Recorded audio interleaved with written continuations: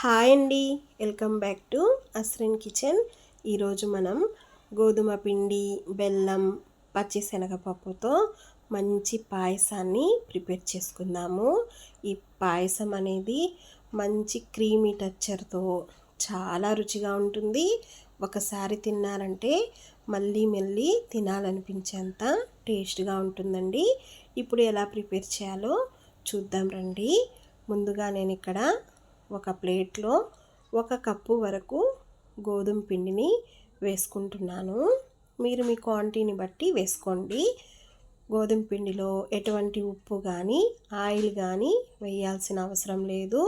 కొంచెం కొంచెం వాటర్ని పోసుకుంటూ ఈ పిండిని చపాతీ ముద్దలాగా కలుపుకోవాలి. కొంచెం సాఫ్ట్గా కలుపుకోవాలండి. నేను చూపిస్తాను చూడండి. ఇలా సాఫ్ట్గా కలుపుకోవాలి. ఈ పిండి అయితే మనకి నానాల్సిన పని కూడా లేదు. కొంచెం పెద్ద పెద్ద సైజులో బాల్స్ లాగా ప్రిపేర్ చేసుకొని వీటిని పక్కన ఉంచుకుందాము. ఇప్పుడు చపాతీ పీట తీసుకొని చపాతీ పీట మీద కొంచెం కొంచెం పొడిపిండిని చల్లుకుంటూ మనం చపాతీలను అయితే రుద్దుకోవాలి. మనకి చపాతీలు అనేవి మంచి షేప్ రావాల్సిన అవసరం లేదండి. మరి మందంగా కాదు, అలా అని పల్సంగా కాదు. ఇక్కడ చూపిస్తాను చూడండి. ఇలా ప్రిపేర్ చేసుకున్న తర్వాత ఒక చాకు తీసుకొని పొడవుగా రిబ్బన్స్ లాగా కట్ చేసుకోవాలి. మీరైతే మీకు నచ్చిన షేప్లో కట్ చేసుకోండి. నేనైతే స్క్వేర్ షేప్లో కట్ చేస్తున్నాను. ఇలా కట్ చేసుకున్న వాటిని ఎండలో ఆరబెట్టి స్టోర్ కూడా చేసుకోవచ్చు. నేనైతే అప్పటికప్పుడే ప్రిపేర్ చేసేస్తున్నాను. ఇలా నేను చూపించిన విధంగా ఈ సైజులో కట్ చేసుకోవాలి. వీటిని ఒక ప్లేట్లో వేసుకొని అతుక్కోకుండా ఉండటానికి కొంచెం పొడిపిండిని చల్లుకొని పక్కన ఉంచుకుందాము. వేరొక బౌల్ తీసుకొని మనం బెల్లాన్ని ఇలాగా తురుముకొని తీసుకోవాలి. నేనైతే 3 కప్పుల బెల్లాన్ని వేసుకుంటున్నానండి. దీన్ని కొంచెం స్వీట్ ఎక్కువగా ఉంటేనే బాగుంటుంది. 2 కప్పుల వరకు వాటర్ని పోసుకొని ఈ బెల్లాన్ని కరిగించుకోవాలి. బెల్లం అనేది మనకి పాకమేం రావాల్సిన అవసరం లేదు.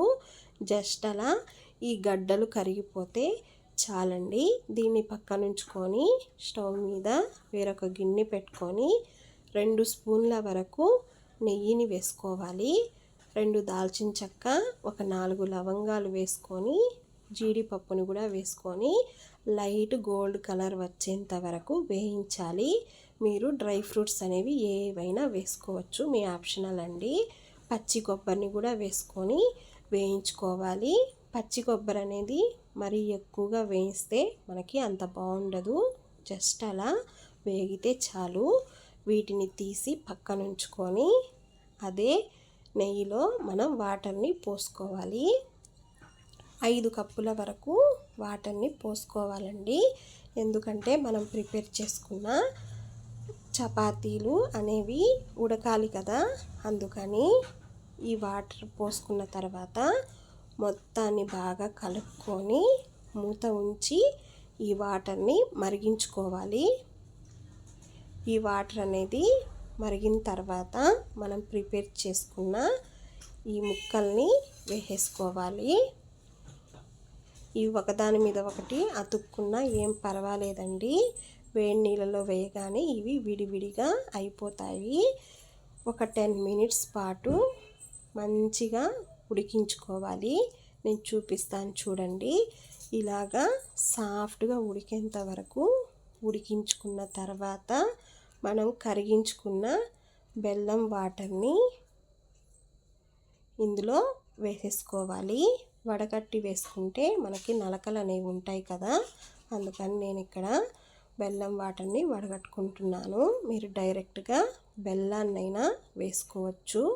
ఇంకో 5 మినిట్స్ వరకు ఉడికించుకున్న తర్వాత ఒక 5-6 యాలక్కాయల్ని ఇలా దంచి వేసుకోవాలి. మీ దగ్గర ఇలాచీ పౌడర్ ఉన్న వేసుకోండి. ఇప్పుడు పచ్చెనగపప్పుని నేనైతే ముందుగానే ఉడికించి ఉంచుకున్నాను. నేను చూపిస్తాను చూడండి. మరీ మెత్తగా కాకుండా ఇలా ఉడికించుకున్న పచ్చెనగపప్పుని వేసుకోవాలి. పచ్చెనగపప్పు అయితే కంపల్సరీ వేసుకోవాల్సిందేనండి.